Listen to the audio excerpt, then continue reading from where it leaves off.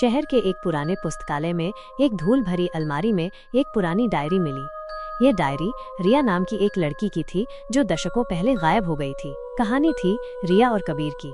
रिया एक लेखिका और कबीर एक रहस्यमय चित्रकार। उनका प्यार किताबों और कला की दुनिया में पनपा। वे घंटों पुस्तकालय में बिताते, कहानियां लिखते और चित्र बनाते, लेकिन उनका प्यार एक भयानक रहस्य में बदल गया।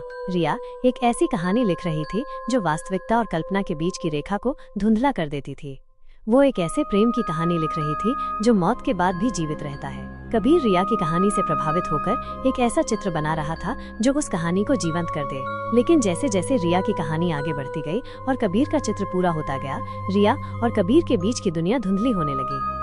एक रात रिया ने अपनी कहानी का अंत लिखा। उसने लिखा कि प्रेमी मौत के बाद भी एक साथ रहेंगे, एक ऐसी दुनिया में जहां समय और स्थान का कोई बंधन नहीं होगा।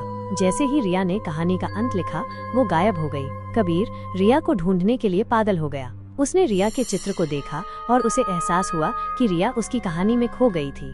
कबीर ने रिया की डायरी पढ़ी और उसे पता चला कि रिया ने एक प्राचीन अनुष्ठान किया था जो उसकी कहानी को वास्तविकता में बदल सकता था। उसने रिया के चित्र को जला दिया और रिया की कहानी को नष्ट कर दिया। लेकिन रिया की आत्मा अभी भी पुस्तकालय में भटकती है। लोग कहते हैं रात में रिया की आवाज सुनाई देती है, अपनी कहानी के पन्ने पलटती हुई।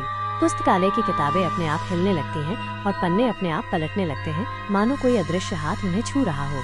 रिया की डायरी की स्याही रात में चमकने लगती है और उसमें लिखे शब्द दीवारों पर दिखाई देने लगते हैं। कबीर के चित्र रात में बदलते हैं और रिया की धुंधली परछाई चित्रों में दिखाई देती है। पुस्तकालय में धीमी डरावनी फुसफुसाहटें सुनाई देती हैं, मानो रिया अपनी कहानी सुना रही हो। पुस्तकालय में अचानक ठंडी हवा का झोंका आता है और रिया की दर्दनाक आवाज सुनाई देती है, कबीर का नाम पुकारती हुई। कुछ लोगों ने महसूस किया कि कोई अदृश्य हाथ उन्हें छू रहा है या उनके बालों को सहला रहा है, जैसे रिया अपनी उपस्थिति दर्ज करा रही हो। जो भी उस पुस्तकालय में जाता है, उन्हें रिया के दर्द का एहसास होता है। वे महसूस करते हैं एक प्रेम कहानी का अंत जो एक भयानक रहस्य में बदल गया।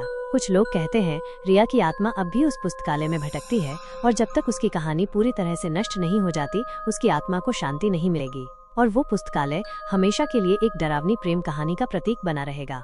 फ्रेंड्स, ये थी आज की कहानी। आप लोगों को अच्छा लगा तो लाइक शेयर सब्सक्राइब जरूर करें। जल्द ही मिलते हैं एक और नई कहानी के साथ। तब तक ले लिए good bye and take care.